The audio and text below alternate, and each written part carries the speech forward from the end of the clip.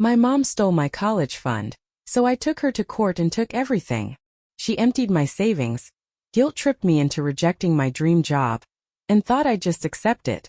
But when I found out she forged documents to steal from my brother too, I sued her, won custody of my little brother, and now she's broke, alone, and out of excuses. My name is Emily Carter, and if you had told me a year ago that I'd be standing at the crossroads between my dream job and my family's demands, I would have laughed in your face. But here I am, 22 years old with a computer science degree, a golden opportunity in my hands, and the crushing weight of guilt pressing down on me. Growing up, my family was complicated to say the least. My mom, Linda, and my younger sis were always closer to each other than to me. Not that I minded much when I was younger. I was the quiet one, the one who spent weekends buried in coding projects while Haley soaked up all the attention. She was the kind of kid who could cry her way out of trouble and have mom wrapped around her finger in seconds. Meanwhile, I was expected to be the mature one, the responsible daughter who didn't ask for much and took care of herself. My dad, Mark, was my biggest supporter. He was an engineer, calm, logical, always there when I needed him. No matter how busy he was, he showed up for every single one of my school events.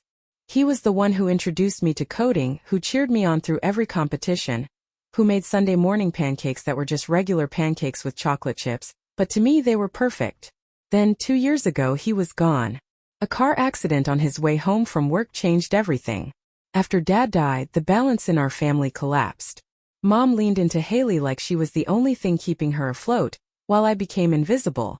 Unless, of course, something needed fixing, bills needed paying, or a problem needed solving. Then I was suddenly the adult of the house. But I had a plan. I worked my ass off, balancing a 4.0 GPA in computer science while holding a part-time job at my university's IT department.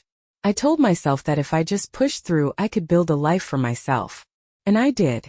A few months ago, I got an offer for my dream job, a software engineering position at a top tech firm in San Jose. The kind of job that people grind for years to get. The interview process was brutal. 6 rounds of coding challenges, technical interviews, and behavioral tests. I spent weeks preparing, running on caffeine and sheer determination. And it paid off. When I got the email, I couldn't believe my eyes. $125,000 base salary, plus signing bonus and stock options. This wasn't just a job. It was the beginning of a real career. A chance to finally build something for myself. I wanted to celebrate, but deep down I already knew my family wouldn't see this as good news. And I was right. A week after receiving the offer, Mom walked into my room, that look on her face, the one she gets when she's about to drop bad news on me. She sat on my bed, picked up the stuffed penguin Dad had given me for my 16th birthday, and sighed dramatically. "Emily, we need to talk about your job offer." Immediately my stomach dropped. She told me Haley was struggling in college, dealing with crippling anxiety, and needed to take a break that would require coming home and racking up more expenses. Mom couldn't handle it alone. So, of course, I had to step up. She wanted me to reject the San Jose job and find something local instead, so I could help cover the bills, take care of my 10-year-old brother, Josh, and be there for Haley. I tried to reason with her. I explained how I could support the family better once I was financially stable. I showed her salary projections, cost of living calculations, spreadsheets proving that this move was the best thing for everyone in the long run. But Mom wasn't interested in logic. "Family comes first, Emily. I can't believe you'd even think about leaving us when we need you." And that's when it hit me. She wasn't asking. She was telling me. It didn't matter how hard I worked, how much I planned. I was never meant to leave. For days I wrestled with the decision. Every time I thought about choosing myself, guilt ate me alive. I could already hear Mom's voice in my head, telling me I was abandoning my family. And Haley? She wasn't struggling enough to skip parties, post shopping hauls on Instagram, or travel with her friends, but somehow she was too anxious to finish the semester? I felt like I was losing my mind. I even reached out to the company's HR department, desperate for more time, but they could only extend the offer deadline by a few days. I had no financial support, no cosigner for an apartment, no safety net. And every time I tried to fight for my future, Mom pushed harder. Then she said the one thing that broke me completely. "Your father would be so disappointed in you." I couldn't breathe. Dad was the one who had taught me to dream big, to push for more, to never settle. And now his memory was being weaponized against me. So I did it. I sent the email rejecting the job. And just like that, my dream slipped through my fingers. But something inside me shifted that day. Because even though I had done what Mom wanted, I realized one thing. This wasn't over. This was just the beginning. 2 years ago, my dad, Mark Carter, died in a car accident on his way home from work. It was sudden, brutal, and left a hole in our lives that none of us knew how to fill. Dad was the kind of man who never missed a moment. Every coding competition, every school event, I could always count on him to be there, cheering me on. He was the one who taught me how to debug my first program, who stayed up with me late into the night explaining algorithms when I got frustrated. And every Sunday morning, without fail, he'd make pancakes. Just regular pancakes with chocolate chips. But he acted like they were a gourmet masterpiece. He'd flip them while telling us stories from his college days, cracking the same terrible dad jokes every week. It was his thing. Our family wasn't perfect, but it was stable. Dad was the logical, steady presence who kept everything balanced. Mom, Linda, was the opposite, emotional, impulsive, always reacting instead of thinking. But somehow they worked. When she got too caught up in the moment, he calmed her down. Then he was gone. And it wasn't just the grief that hit us. It was the complete collapse of everything that made our home feel safe. Mom changed overnight. Not in the way that grieving people normally do. There was no phase where she leaned on all of us equally, trying to figure out a new normal. Instead, she latched onto Haley, my younger sister, like she was the only thing keeping her afloat. And me? I felt like I had disappeared. At first, I told myself I was imagining it. I was still living in the same house, right? I was still doing everything I used to, helping with Josh, keeping the house running, making sure bills were paid on time. But emotionally, I wasn't a daughter anymore. I was a resource, someone who was expected to step up and make sacrifices without complaint. Because Haley was the golden child now. Haley had always been the more dramatic one in the family. She was the social butterfly, the one who demanded attention. While I spent my afternoons buried in books or learning new programming languages, she was off being the center of every party, collecting followers on Instagram like it was her full-time job. When Dad was around, there was balance. He didn't let Mom spoil her too much. If Haley threw a fit about not getting her way, Dad was the reality check that pulled her back down to earth. But with him gone, there was no one to say no anymore. The first big shift happened during her senior year of high school.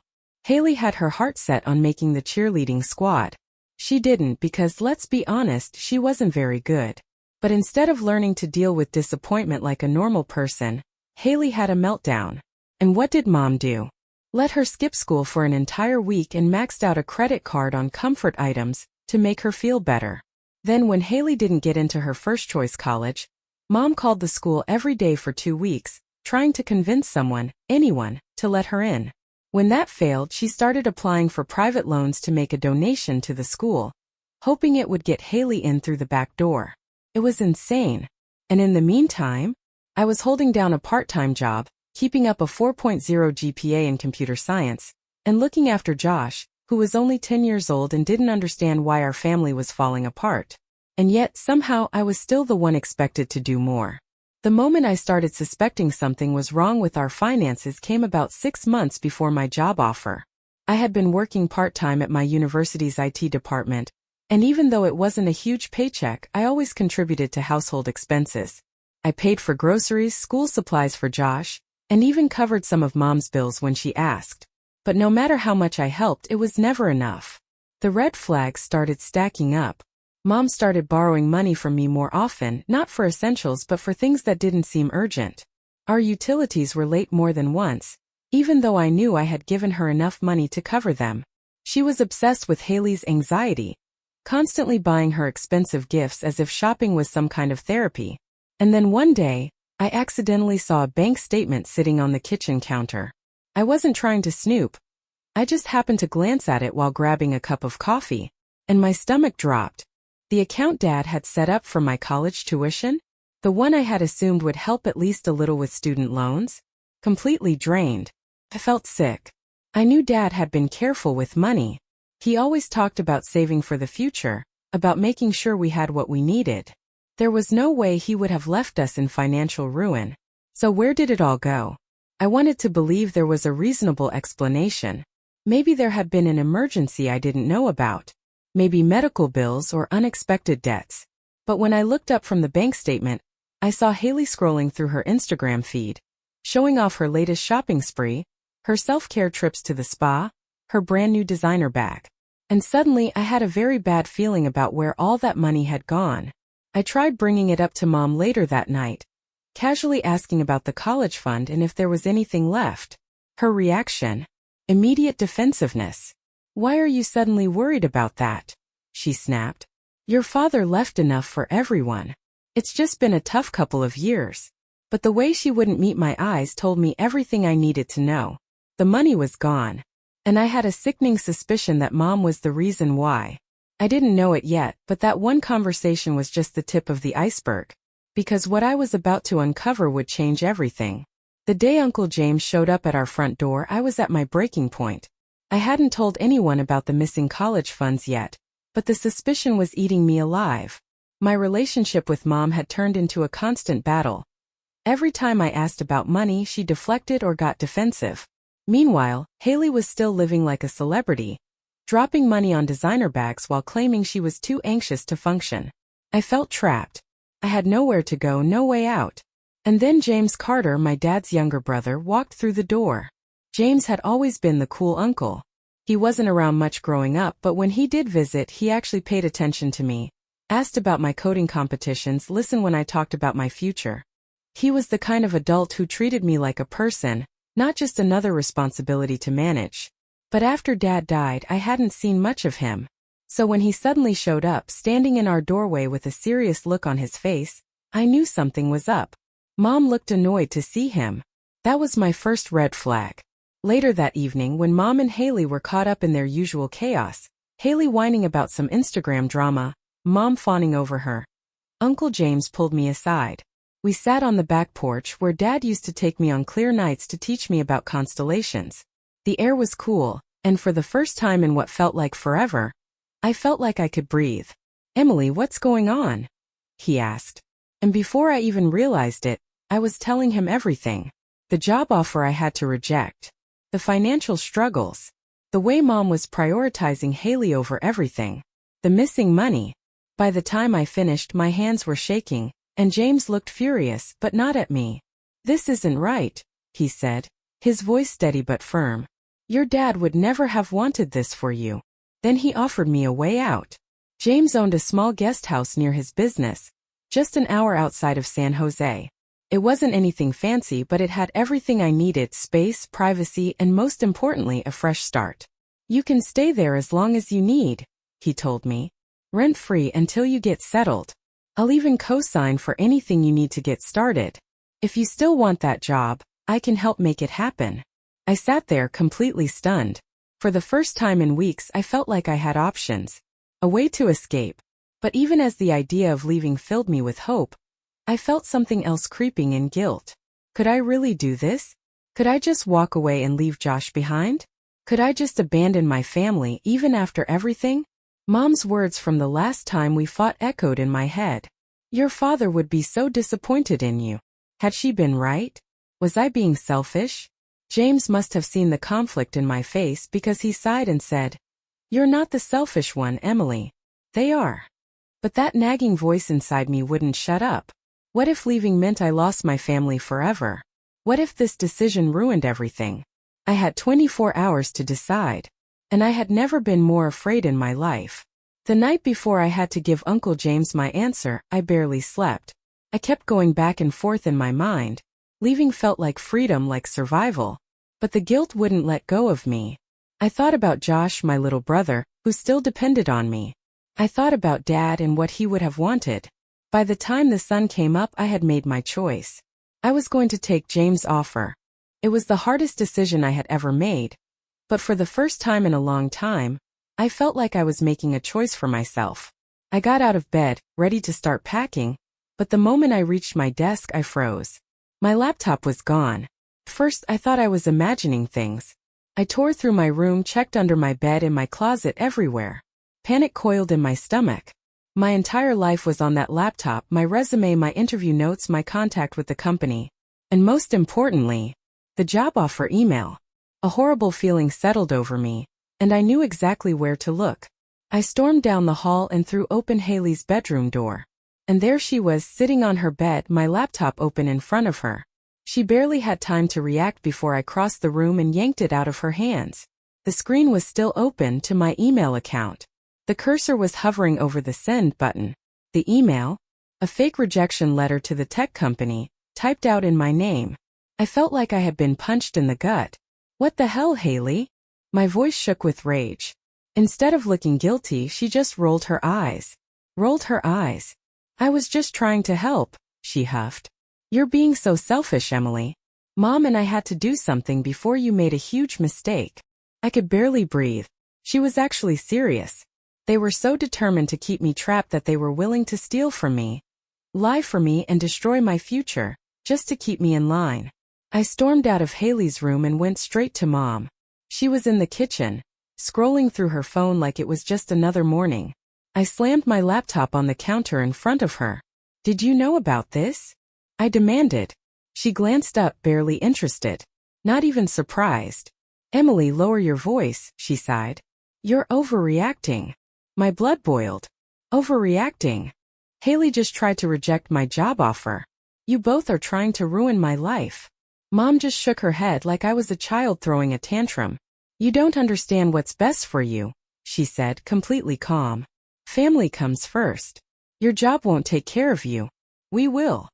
I actually laughed, a short bitter laugh, because at that moment I realized they didn't see me as a person. I was a tool, a walking bank account, a backup plan for when things got tough. Then Mom looked me straight in the eye and said the words that would burn into my memory forever. You're just like your father, always putting yourself first. It felt like my lungs had collapsed. I had spent my whole life looking up to Dad, the one person who had ever truly believed in me. And now she was using his memory to tear me down? I saw red. I wasn't like her. I wasn't like Haley.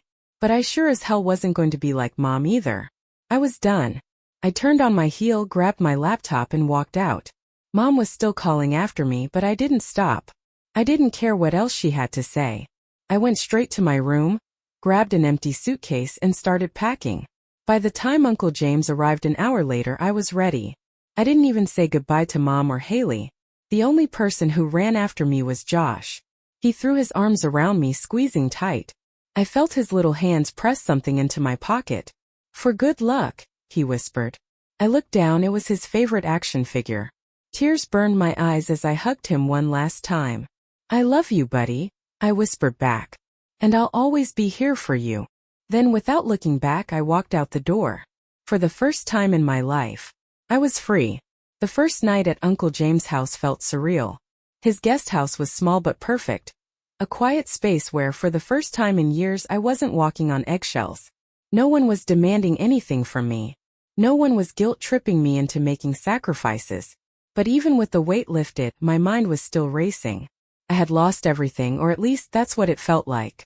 Mom had made it clear that if I walked out that door, I was dead to her. And Haley? I could already imagine her Instagram posts about how I had abandoned the family. But then something happened that changed everything. While unpacking, Uncle James handed me an old, worn envelope. I found this in your dad's things, he said.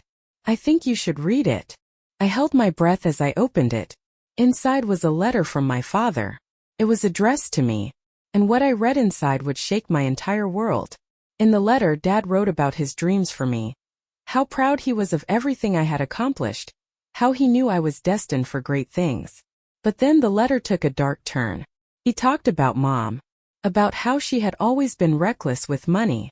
About how he had spent years trying to protect our future, not just from the world but from her. And then the bombshell. Dad had been planning to leave her. Not because of another woman, not because he didn't love us, but because he was afraid of what she was turning into. He had been secretly saving money in a separate account, meant for me and Josh, because he knew that if something ever happened to him, Mom would burn through everything. I felt like my chest was about to cave in. Everything suddenly made horrible sense. The missing money. The way Mom had tightened her grip on Haley after Dad's death. The constant pressure to keep me under control. She had already drained his savings. And now she had tried to drain me too. I showed James the letter, my hands shaking. His face went rigid as he read it. I knew something was off, he muttered. But this is worse than I thought. James wasn't just upset, he was angry. So we started digging. With Dad's letter as our guide, James made some calls. To Dad's old lawyer, his accountant, even a former colleague from the bank where Dad had managed our finances. And what we found was even worse than I imagined. Mom hadn't just spent my college fund. She had systematically emptied multiple accounts. My college fund? Gone. Josh's education savings? Gone. The emergency family fund Dad had set up? Completely wiped out within months of his death. And it wasn't spent on bills or essentials. It was spent on Haley's shopping sprees, on weekend getaways, on self-care luxuries that somehow only applied to her and Haley, never to me or Josh. I felt like I was going to be sick. And then James uncovered something even worse. James' lawyer friend took one look at the records and said, "This isn't just unethical. It's illegal." Apparently, Mom had forged documents to get full access to Dad's accounts. The money she took wasn't hers to spend, especially the funds specifically meant for Josh's future. That meant we had a case against her. A very, very strong case. James sat me down and said, "Emily, we can take legal action. You don't have to decide right now, but if we do this, we go all the way." I didn't even hesitate. Let's do it. Mom had spent years controlling me, gaslighting me, and making me feel like I owed her my life. But now the truth was finally out. And I wasn't going to let her get away with it. For the first time since Dad died, I felt hopeful. Mom had stolen my future once. I wasn't going to let her do it again. Once we had all the evidence in place, Uncle James' lawyer filed the case. It didn't take long before Mom was served with legal papers, accusations of financial fraud, forgery, and misappropriation of funds. I thought she would fight back. I expected rage, denial, maybe even more manipulation. But instead, she went completely silent. For weeks she didn't call, didn't message, nothing. It was eerie, like the calm before a storm. Then the trial date was set. In court, the evidence spoke for itself. Bank records showed every suspicious transaction, each one leading back to her. The fake documents she had signed were authenticated as forgeries. Even Mom's own personal planner, where she had meticulously written down every purchase, every adjustment to the accounts, became damning proof against her. The judge didn't need long to see through her lies. Her defense was weak. Just a sob story about how she was just trying to keep the family together. But the real turning point? When the court saw Haley's extravagant spending records. Every designer handbag, every vacation charge, every luxury purchase made with stolen money. All under Mom's supervision. There was no excuse for it. And just like that, Mom's house of lies collapsed. The judge ruled against her, ordering her to pay back every cent she had taken, plus interest. But the worst part for her? This wasn't just a civil case. Forgery and financial fraud? That's criminal. Mom was facing real consequences. With the fraud exposed, another battle began. One I wasn't going to lose. Custody of Josh. The judge saw the full picture. Mom had financially neglected us, used Josh's future savings as her personal piggy bank, and was unfit to raise him. So when Uncle James and I petitioned for custody, we had a strong case. Mom fought back, of course, crying in court, painting herself as the victim, trying to guilt everyone into believing she was just a misunderstood mother. But the judge wasn't buying it. Josh was given to me and Uncle James. Mom lost all custody rights. She tried to protest, but the court shut her down fast. Her influence? Gone. For the first time in his life, Josh had a real chance at a future. And I was going to make damn sure no one ever took that from him again. The moment things went south for Mom, Haley switched sides. She didn't stick around to support her. The second Mom lost access to money, Haley was out. She moved in with a friend, cut ties, and acted like none of this had anything to do with her. Even worse, she turned on Mom publicly. Started posting about how she had been manipulated too. Claimed she had no idea where all the money came from. Blamed Mom for everything. It was pathetic but also kind of satisfying. For years, Haley had been Mom's perfect golden child, getting everything she wanted. Now, she was on her own. Mom tried calling me, begging, threatening, alternating between rage and fake apologies. I blocked her. I had nothing left to say. By the end of it all, I realized something. I hadn't lost my family. I had just escaped the ones who were never truly there for me. And the people who mattered. They were still by my side. Josh, Uncle James, and Dad's memory stronger than ever. This time, no one was going to take my future away from me. After everything that happened, stepping into my new job in San Jose felt like entering a completely different world. The first day was overwhelming in the best way possible. My team was full of brilliant engineers, and the work was challenging and exciting. I was finally doing what I loved, working on cutting-edge AI projects, solving real-world problems, and getting paid what I was worth. Within 6 months, my manager pulled me aside and told me I was already on track for a promotion. I had spent years being told that my ambitions were selfish, that choosing myself meant I was letting my family down. But standing in that office, hearing my boss tell me how valuable I was, I finally knew. I had made the right choice. Josh, who now prefers to go by Tommy, adjusted faster than I ever expected. First I worried. He had spent so long living in a toxic home, surrounded by people who treated him like an afterthought. Would he be okay away from Mom? But the second he stepped into our new place, something changed. He started smiling more, sleeping better. His room became his safe space, filled with science posters, coding books, and little robots we built together. He joined a robotics club at school, made friends who actually shared his interests, and for the first time he was allowed to just be a kid. And one day, out of nowhere, he looked up at me and said, "Emily, I feel safe here." I barely held back tears. He had spent so much of his life walking on eggshells. Now, he was finally free. Therapy helped me process everything: the guilt, the anger, the betrayal. I learned that I wasn't just healing from Mom's financial abuse. I was healing from years of emotional manipulation. But more than anything, I learned that I was never the problem. The problem was a mother who saw her kids as tools to be used. The problem was a sister who only cared about me when I was giving up my dreams for her. But I broke free. And I wasn't just surviving, I was thriving. I kept Dad's letter close, reading it on days when I doubted myself. His words reminded me that he had seen the truth before I ever did. That I was strong. That I was capable. That I deserved more. And now, I have it. I have a career I love. A home that's truly mine. A brother who is safe and happy. And most importantly, I have myself. I don't need Mom's approval. I don't need Haley's validation. I fought for my future. And I won.